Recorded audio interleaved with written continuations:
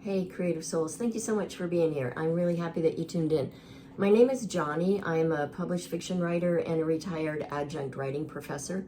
For 2 decades, I helped college students get their words on the page. Now I help people write books, and I teach fiction writing and screenwriting to inmates. I call myself a word witch, and if you want to know more about what I mean by that, check out my video called On Being a Word Witch. I believe I'm on this earth to heal the world through stories, whether it's the ones I write and tell or the ones I help you write and tell. I'm new here on YouTube, and I embrace the positive flow of energetic reciprocity. So if you like what I have to say, if anything resonates with you, please like, share, and subscribe, and help me grow my channel. Because the bigger my channel, obviously, the more people I can reach, and that will help me in my quest to heal the world through story. So check the description and check up above under my banner for some important links so that you can check out my work. And I do have a free 10 ways to banish writer's block that you are welcome to in exchange for your email.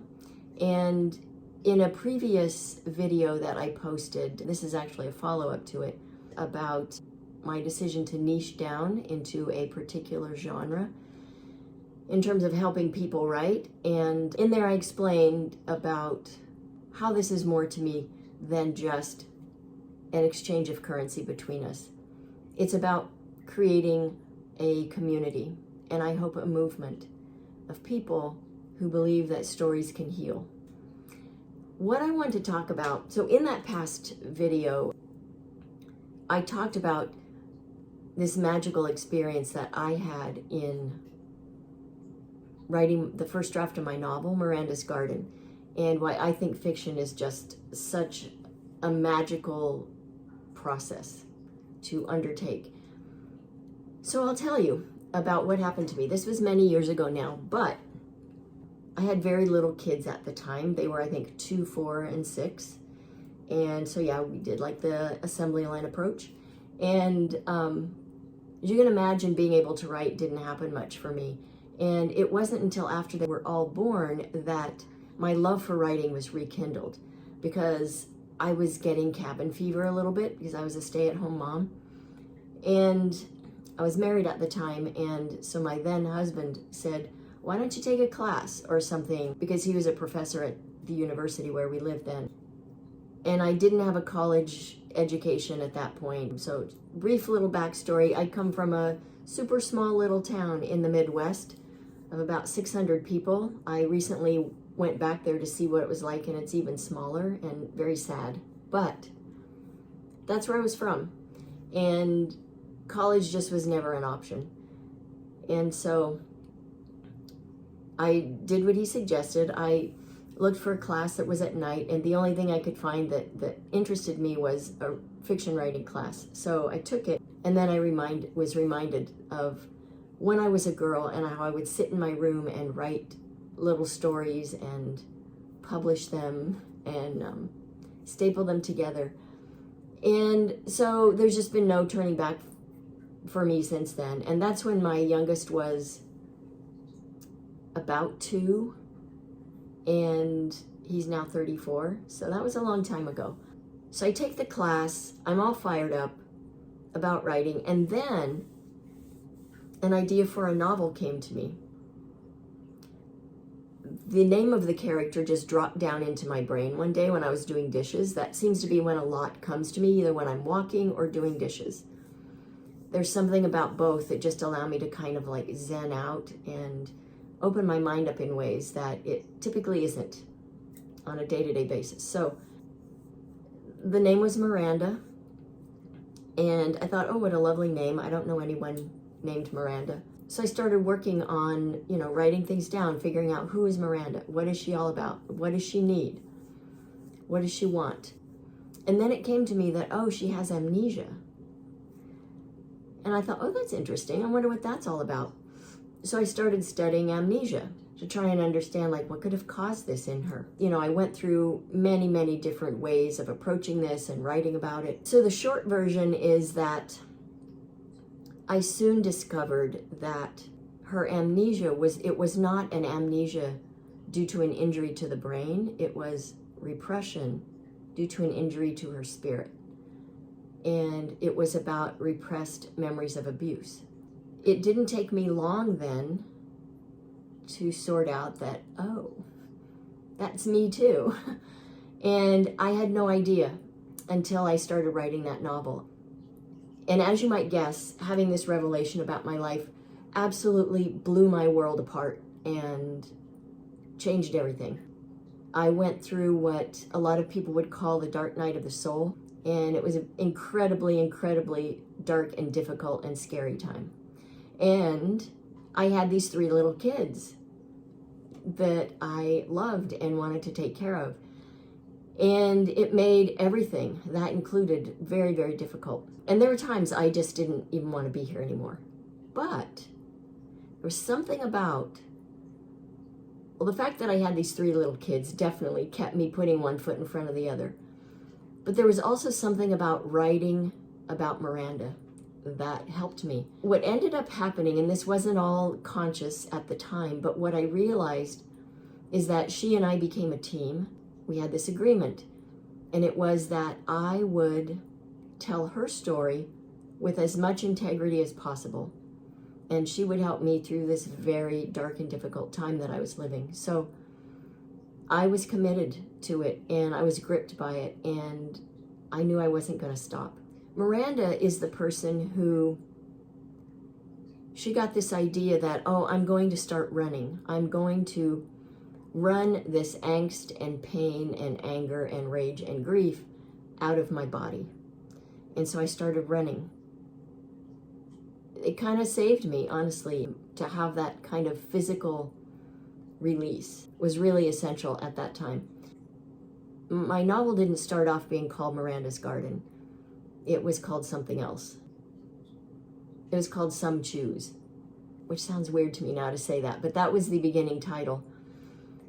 And I didn't know it was going to be Miranda's Garden until she made the decision that, oh, if I work with the earth, I know I will be okay. So I thought, well, all right. And in the meanwhile, and this has been like over a few years, so it was a very long process for me, both the healing and the writing of this.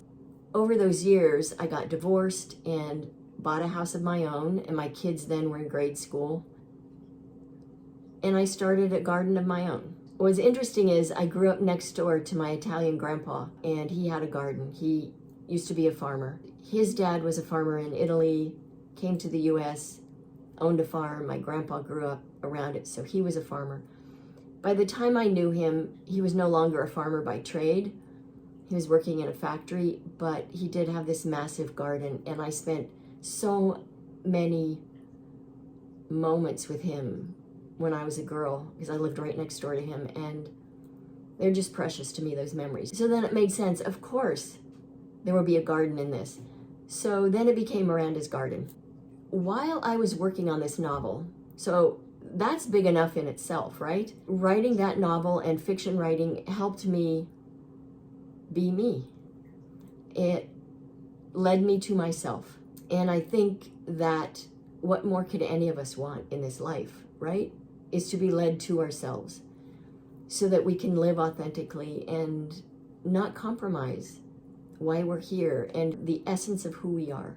And it doesn't make you a very popular person when you do that, but that's the price. And it's an okay price to pay, in my opinion. So some crazy magical things that happened while I was working on the first draft. So because I'm from the Midwest and because I have lived in Colorado, it is set in those places because I know the terrain. And I love Colorado. I love it so much. It's a beautiful place. And I was trying to figure out where Miranda's family may have been from in Colorado, because she ends up going there. And I'm not giving a lot of the novel away because this is like how the story begins. She's on her way to Colorado as a 30-year-old woman. But when I was trying to sort out, I was using the metaphor of the Rockies in a lot of ways, and the layering of the Rockies and how our inner world comes in layers, right? And I picked this little town, Stonewall, Colorado. That's not where my family's from, but I liked the name of it. And so I was trying to learn about it. and found nothing, nothing, nothing. And so this was before the internet, okay? I started this novel that long ago. I called information and asked for a chamber of commerce, and the town was so small, there was nothing like that. So it was even smaller than the town I grew up in. They said, well, we can give you the number for the fire station. So I took the number and I called and talked to the fire chief and told him what I was looking for, that I was doing research on the town. And he said, well, there's a woman here who has done a lot of research. And she's like in her 90s, and she's probably the best person to talk to. And so he gave me her address. Well, meanwhile, kind of alongside this, I am working on developing characters, figuring out who's who, and Miranda's best friend, I named her Mary Ann Tibbetts. And this was kind of a weird conflation of, and this was intentional. Sometimes it isn't with me, but in this case it was. Three girls that I knew when I was growing up, of their names. There was no Tibbet in the town I was from, but that's just a name that came to me. So her name was Mary Ann Tibbetts. So I get this sorted out. I talked to the fire chief. Guess what the woman's name was who had done all the research? Anna Tibbetts. All right? Not exactly the same, but close enough. It gave me pause. There was another moment when it was around Thanksgiving, because I made a pumpkin pie. And as I said, my kids were little and they were out of the house with their dad. And a scene came to me of Miranda poking her fingers into a freshly made pumpkin pie. Because to be honest, I had had the urge to do the same thing myself with the one I had made. You know how the sheen is so perfect? I just wanted to stick my fingers in it. So I went to my desk to write this scene, and it ended up being not an easy scene to write, because Miranda gets discovered and gets manhandled. And that's a scene that didn't end up making it in this version of the novel, but it might in a sequel. I don't know, we'll see. So I write this. Meanwhile, my kids and their dad have come home.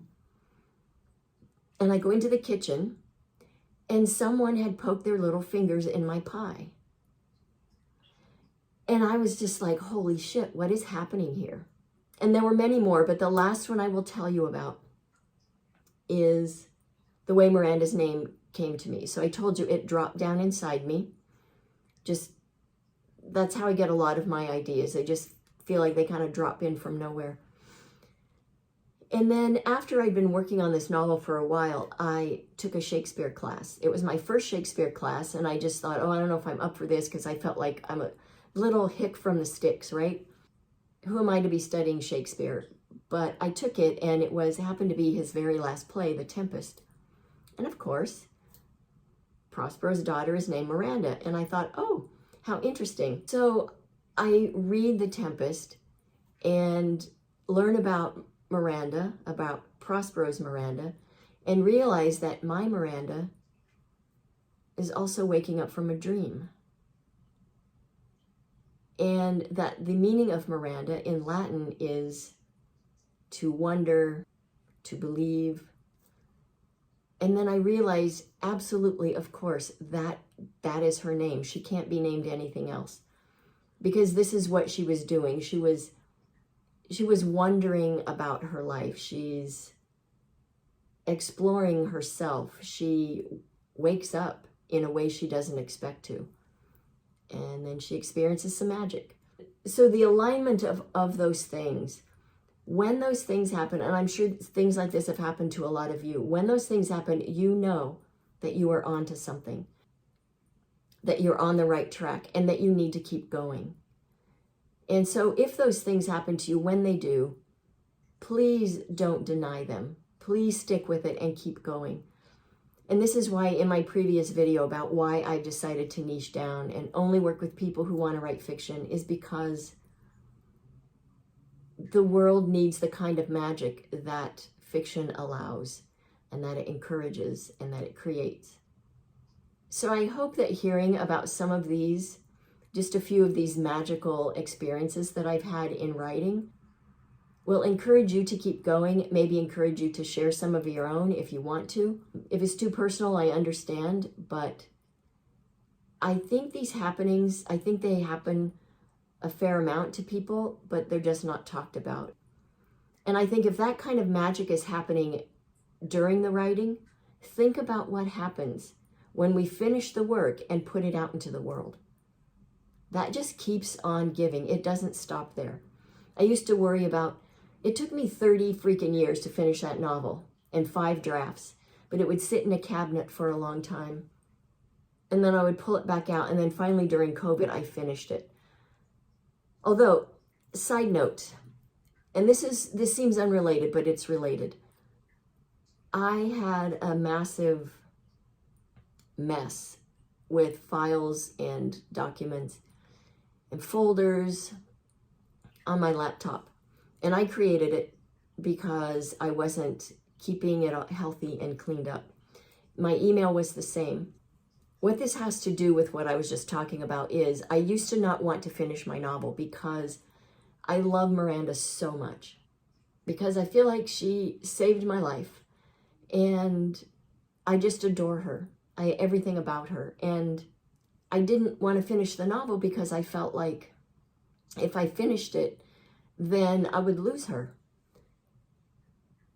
But what I realized is that finishing it means she gets to live forever.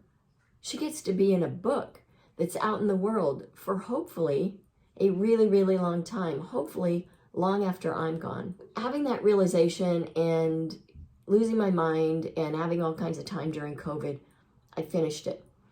So what this has to do with all my files, I have been pitching my novel to agents, and there was one in particular that I really wanted. I had a hybrid publisher accept it a few months ago, but I didn't know they were a hybrid publisher, and I honestly didn't have thousands of dollars sitting around to send to them, which was probably a good thing, because in cleaning out my email, I thought I had not heard from the agent that I wanted to work with, but I found an email from her back the end of December in a folder I rarely check. I don't know why it was in there.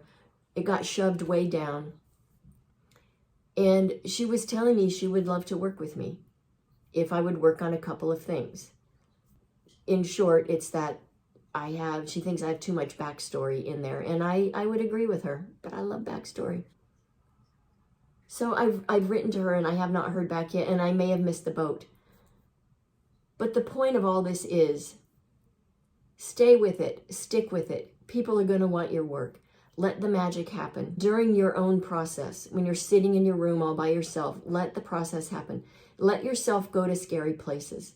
Do I think that everybody who writes fiction is going to uncover repressed memories? No. But I do think we all have this deep, profound wisdom that scares us, that lives inside us. And I just want you to not be afraid of it, to embrace it, and let your wisdom come out, because the world needs it. Watch my other video about why I chose fiction, especially near the end of it. You will see why it matters so much to me. But the world needs fiction right now. The world needs stories. The world needs for us to be creating stories that are not about me, me, me, me. I wanted to share that today. So I know I've gone on a bit, but I really wanted to share that because it really was life-changing for me, and it's what set me on the path to want to help other people write, to find a way to help other people write from a very deep place inside them. And it really led me to my writing through the body method, which I will also talk about on future videos, and how that all came about. So anyway, this has been a little rambly. This is me talking without notes, so apologies for that. So I hope this landed somewhere on you. I hope it had some kind of meaning. And if nothing else, I hope it helps you stay focused on your writing and embrace it and let the magic happen, all right? Because it's in there. All right, as always, sending you mad writing mojo. Happy writing.